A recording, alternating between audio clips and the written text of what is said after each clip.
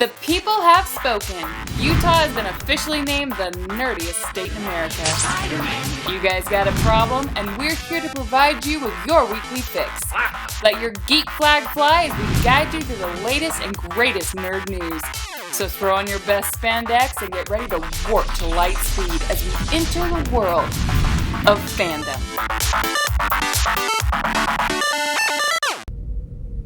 Home screen.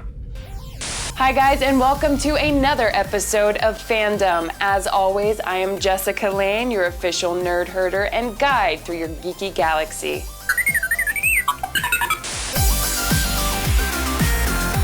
With Fantastic Four appearing in theaters August 7th, a lot of people are starting to ask about a crossover between them and X-Men. In a recent video Q&A, Bryan Singer answers this question by saying, "That would be a natural makeup because they're both ensemble films, and there would be a natural mechanism by which to do it." Singer then adds, "It deals with time, and that's all I'm going to say."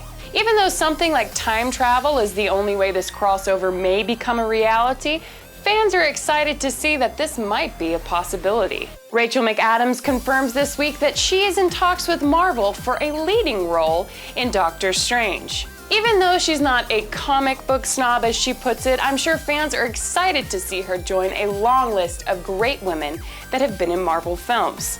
A pair from Guardians of the Galaxy may be heading to another galaxy far, far away. Benicio del Toro and Dave Bautista are being eyed right now for Star Wars Episode 8. Del Toro would be cast as a villain, requiring him to hold his own against one of the greatest villains of all time, Darth Vader.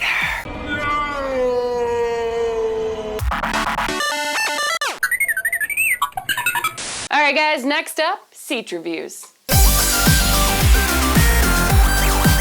Hey guys, what's going on? This is Jared Seach coming at you with another Seach review. My days of breaking into places and stealing stuff are over. What do you want me to do? I want you to break into a place and steal some stuff. Makes sense. Let's get real here for a second, guys. Our Marvel audience has already seen Captain America, Thor, Iron Man, and a plethora of other really awesome superheroes. But then we get to the smallest superhero with the biggest insignificant role. You see, in the comics, Ant-Man held a pretty significant influence on the Avengers. He had a much bigger hand in things from the beginning, but in the Marvel Cinematic Universe, they had to take a spin on things, introducing the character a little bit later on in the series. So this pushed a huge agenda onto the film from the start. Now I feel Ant-Man was a fun and entertaining movie, but it just missed the par that Marvel has set for themselves with these massive blockbusters. I'm not saying don't go see Ant-Man, I'm saying go in with realistic expectations. The film starts with our new Ant-Man, Scott, who has been trying to keep himself out of jail after being stuck there for so long for thievery. Now me personally, I started reading about Ant-Man with Hank Pym, the original Ant-Man. So it was a little bit jarring to see the second generation Ant-Man already being portrayed on screen. However, the chemistry between the old and the new seemed to work pretty well. Let's talk about some of my likes and dislikes with Ant-Man. First like of Ant-Man, I feel like the acting was actually pretty good. Paul Rudd actually did a pretty decent job of portraying the character, and the surrounding cast did a good job of influencing the character. My like number 2 of Ant-Man, the costume and the visuals actually came out pretty decent. It was pretty awesome seeing him transform for the first time, running through a bathtub for his life. And my third like of Ant-Man was the two post-credit scenes. They hold a pretty significant role transitioning the film into the Avengers. But now we gotta get to my 3 dislikes. My first dislike of the film, it doesn't really feel like it chose a plot. But at the same time, it almost feels like it chose too simple of a plot. The whole film can be summed down into a heist film. It doesn't really feel like a heist film. I feel like a lot of the humor that could have come out of the character was just lost through how jumbled the plot was. My second dislike of the film was that they caged Paul Rudd. When I first heard that Paul Rudd was playing the character of Ant-Man, I was like, perfect. He's got the great personality that Ant-Man needs. He's got the humor, he's got the look. And then I feel like they didn't let him out. They didn't let enough of Paul Rudd's personality influence the character. Some of the humor was a hit and miss because of that. I know. Wasn't my idea. It was unfortunate. And my third dislike of Ant-Man was just the pacing was all wrong. They had way too much to push into the movie to help the Infinity War make sense in the Avengers that it just seemed like too much. So all in all, I'm gonna have to give Ant-Man a 3 out of 5. Yes, it is not up to par with the rest of the Marvel films, but it's a good popcorn flick, especially if you're drunk. I'm Jared Seach with Fandom. I'm out.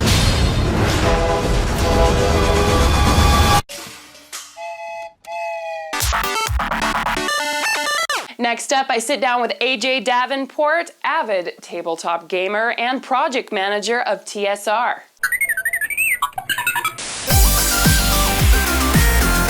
Hi guys, I'm here with AJ Davenport, the project manager for TSR. Now, tell us a little bit about what you do. I'm sure people are wondering. Actually, some people may know, but some people are wondering. Well, basically, I'm overseeing the products that we're trying to come out with for later in the year. I work with the writers, the art people, the editors, and everybody to make sure everybody meets their deadlines and puts together a good product for you all to consume. Now, if our viewers don't know what TSR is, can you please tell them? Sure. TSR is a new company that has taken the name of the original TSR, which stood for Tactical Studies Rules, and they were the original producers of the Dungeons & Dragons franchise. That is where it came from. And it was, at one point, it was purchased by Wizards of the Coast, and we have been able to acquire the name here recently, and we're bringing back the name as kind of a tribute to them. And we've got a lot of the old folks that worked with TSR, the original TSR, working with us now. So we're kind of excited about all the products we're going to be able to bring you guys. Now you have an amazing nerd lair, so to speak. Tell us what you call it. I call this, it's Greyhawk's Tavern, and it's basically an homage to all the things I've done in my life. Everything from my careers to all the gaming resume and everything that you see. A lot of the geek culture and stuff that I'm into and all that is all represented here.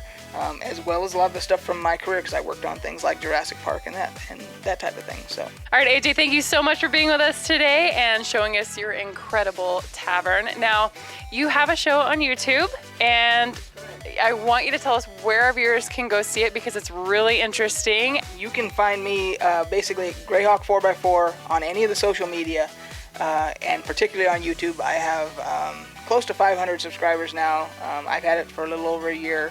And I think it's doing really well by my standards. I get a lot of good feedback. We talk a lot about all the geek culture stuff, a lot of old school gaming, and even beer. And beer. I talk about, I do beer reviews and so forth, and I have a segment called Beer 30, so. You guys know what we say here on Fandom, books are awesome. So let's head over to Dan to see what awesome book he has for us today. Hey, it's Daniel once again here on Fandom. We're talking about an old school book, Homeland by R.A. Salvatore. If you've ever heard of Dritz Duerden, yeah, it's D&D, you've heard him there, but this is where Dritz Duerden really came to his tale from when he was born until now, and when he escapes the Underdark. R.A. Salvatore did a great book crafting the story of him living in the Drow Society, how horrible and evil it is, and how it conflicts with his morals. Amazing detail with the magic and the fighting as he's growing up and going through the Melee Megathair schooling for fighters and all the other amazingness that is Drow. So if you haven't picked this book up, go to your local bookstore, pick it up now. That's Homeland by R.A. Salvatore. We'll see ya. We'll head on downstairs. In the stairwell here, we've got a lot of art that I got at Comic-Con. We've got all my badges here from when I worked at all the movie studios. I had all the studios as my clients back in my security days. And then you get into the heart of the tavern here. We've got various stuff up on the walls. We've got all of my board game collection. Over here, I've got the original Jurassic Park one sheet. They call these one sheets. And the Lost World over there. And I did the security for both of those. I provided the security officers for both of those movies. This shelf here, which is all of the old role-playing games, Top Secret and Dawn Patrol and the Ghostbusters, Kiss, Cyclist Circus, The Nightmare Child, which I'm actually, along with my buddies, we're actually a Easter egg in that game. So that's pretty much the Tavern. That's where all the magic happens. All right, guys, thanks so much for tuning into another episode of Fandom. Now, if you want a little extra dose of nerdy in your week, you can tune into Dungeon Crawlers Radio. It's on Blog Talk Thursday night at 6 o'clock. If you like what you see here at Fandom, remember to like, share, subscribe, comment, all of the above. Later, geeks.